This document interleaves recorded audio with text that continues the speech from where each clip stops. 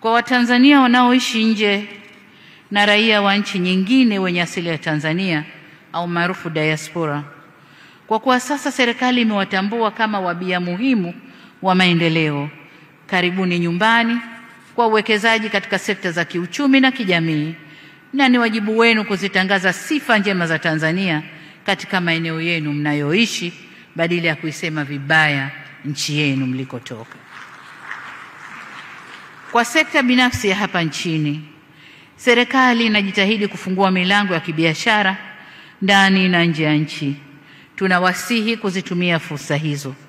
Vile vile, tunakaribisha zaidi sekta binafsi kutoka nje ya nchi kufanya uwekezaji hapa nchini.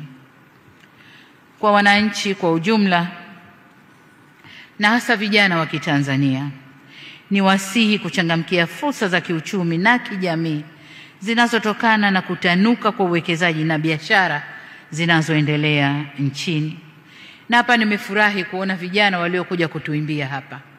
Wameimba kwa hamasa na wameimba kwa kuamini moyoni kwamba hii ni sera yao na ni kwa ajili yao. Kwa hiyo niwatake vijana mchangamkie hayo.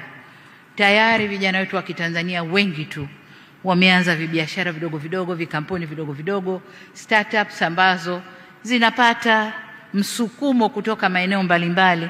Niwaombe sana vijana wa Kitanzania waendelee na hilo ili waweze kujiajiri na kujenga taifa lao.